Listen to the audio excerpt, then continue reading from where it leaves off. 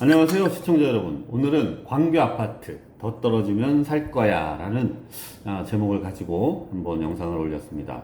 부동산 시장의 지속적인 악재가 계속되고 있습니다. 미국 기준금리 인상에 따른 주택담보대출 금리 인상, 그리고 환율, 또 국제유가, 게다가 최근엔 또 전기요금까지 인상하게 됐습니다. 바로 고물가, 고금리 시대가 우리 앞에 도달을 했습니다. 또 지난해 10월부터 은행 문을 걸어 잠갔습니다. 아주 꼭꼭 잠갔습니다. 돈줄을 죄고 돈을 풀지 않는 정책을 썼습니다. 바로 집값 상승 요인을 억제하겠다는 것이죠. 하지만 부동산 시장의 악재가 계속되는 가운데 강남 고급주택 단지는 신고가가 계속되고 있습니다. 양극화가 정말 뚜렷해진 것이죠. 광교 아파트 역시 똑같은 조건에 있습니다. 하지만 신도시의 특성상 급매물, 급급매물이 다른 지역보다 상당히 많은 편에 속합니다. 바로 일시적 1가구 2주택 비과세, 양도세 비과세 혜택을 보기 위해서 급한 매물들이 늘어나다 보니 가격 하락폭이 커지고 있죠. 소위 말해서 급매, 급급매 이런 매물들이 늘어나고 있습니다. 근데 그거는 비단 광교뿐이 아니고 동일한 시기에 입주를 했던 지역들이 많습니다.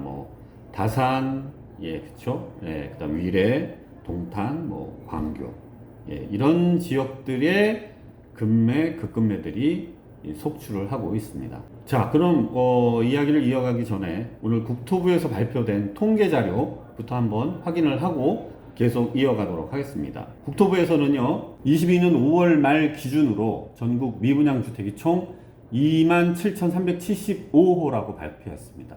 전국입니다.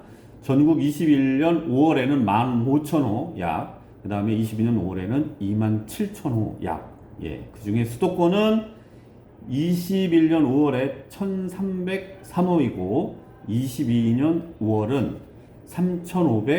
3,563호로 미분양 주택이 증가를 했습니다. 뿐만 아니라 5월 주택 거래량도 감소를 했습니다. 22년 5월까지 매매 거래량은 25만 9,956건으로 전년 동기 대비 44.7%가 감소를 했습니다. 그러니까 5년간 평균 대비 약 33.1%가 감소를 했다고 합니다.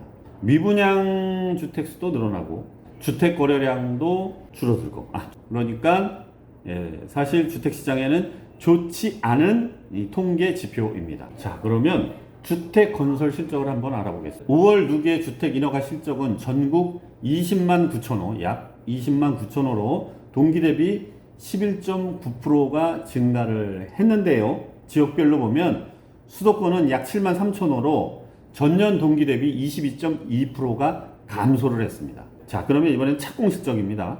착공 실적을 보면은요, 착공 실적은 전국에 14만 9천호예요. 약. 그런데 전년 동기 대비 보시면 약 34.3%가 감소를 했습니다. 지역별로 보시면 수도권은 약 8만 호로 전년 동기 대비 29%가 감소를 하고 지방 역시 39.5% 감소를 했습니다.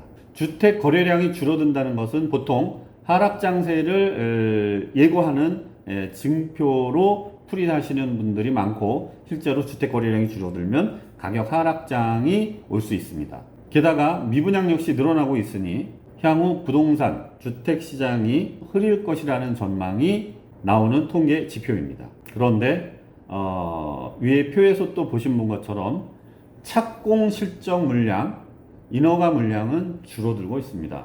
이 얘기는 뭐냐? 중장기적으로 공급이 부족한 시기가 또 온다는 이 통계 자료이기도 합니다.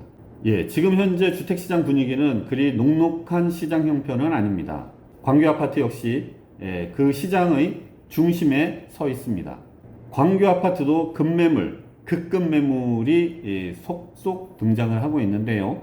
어디든 중개사무소에 전화를 하시면 그 급매물은 꼭 있습니다. 가격이 상당히 낮은 가격으로 거래할 수 있는 금액들이 많습니다. 그런 매물들이 어디에 많으냐? 신축 쪽으로 갈수록 많습니다. 그 이유는 아까도 말씀드린 것처럼 가장 많은 매물들이 이 양도 차익이 워낙 크다 보니까 비과세 받는 혜택이 엄청납니다. 그래서 일단 매도자들은 수익을 일단 환원하고 봐야 되겠다. 예, 이런 판단으로 급매까지 이 물건이 등장을 하게 됩니다. 그런데 예, 매수자분들은 꼭 아셔야 되는 게 그런 매물들이 올해 연말쯤이면 대거 소진이 됩니다. 계약이 돼서 팔려서 나가든지 아니면 그냥 현재의 주인들이 2주택으로 고수를 하는 방법. 예, 이 두 가지 선택이 있는데요. 대개 후자 쪽으로 가실 2주택으로 어쩔 수 없이 보유하게 되는 물건들이 늘어날 것으로 보입니다. 자, 그렇다면 이럴 때 매도자들은 이 시장에서 어떤 자세를 취해야 할까요? 제가 누누이 말씀을 드리지만 지금 시장은 매도 타이밍은 아닙니다. 매도장은 아니죠. 매수하는 시장 분위기입니다. 매도자분들은 지금 이거 뭐 딱 팔아서 현금을 받는다고 해서 뭐 하실 거냐고 여쭤보면 딱히 할 것도 없습니다. 왜? 또 사면 또 투자를 하고 싶은데 어딘가를 또 사놓고 싶은데 사면 또 이게 스텝이 꼬이게 되기 때문에 일단 통장에 넣고 그냥 두고 보겠다는 마음들이 많은 것이죠.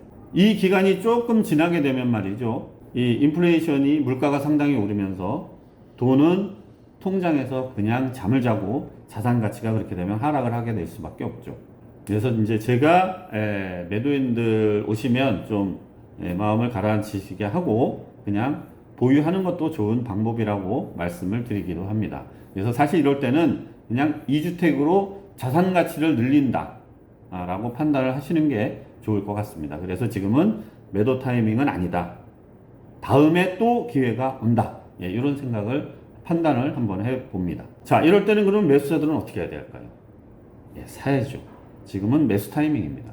우리는 급매라고 이제 하는 매물들이 있죠. 여러분들은 급매라고 생각하시면 어느 정도 가격이 하락한 매물, 급급매라면 어느 정도 하락한 매물을 말하는 걸까요? 예, 제 판단에는 보통 급매 그러면 그 같은 단지에서 가장 좋은 컨디션의 세대 가격의 약 10% 정도, 10% 미만, 10% 근처에서 왔다 갔다 하는 금액은 급매라고 표현할 수가 있겠고 20% 정도가 빠졌다라고 하면 이거는 급급매라고 표현할 수 있습니다. 그러면 이런 거는 급급매 정도는 그냥 사셔도 무난할 것으로 보입니다. 그래서 광교 입성을 희망하시는 이 매수 예정자분들은 지금이 사실은 타이밍이다.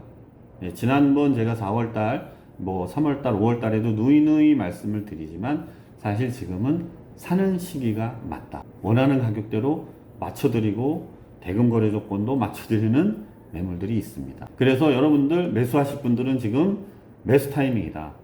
어디든 전화하시면 급매는 있다. 급매도 있다. 뭐 광교뿐 아니라 뭐 판교, 저쪽 뭐 위례, 다산, 뭐 동탄 어디든 본인의 희망하는 입주 예정 지역에 가시면 분명히 들어갈 수 있다는 말씀을 드립니다. 보통 추격 매수는요 상승기에 일어납니다. 예, 더 올라갈까봐 불안한 마음에 매수자들은 노두노두 집을 사면서 가격이 쭉 올라. 이런 시기에 매도자와 매수자가 취해야 할 포지션, 자세 어떻게 좋을까요? 예, 여러분들도 같이 한번 고민해 보시고 지금 주택 구매를 위한 실수요자분들은 한번 정확한 판단을 해보시기를 바랍니다. 올해가 끝나면 몇 달 안 남았죠. 그런 급매도 사라지게 됩니다. 예, 광교에서 슈가레인이었습니다. 시청해 주셔서 감사합니다.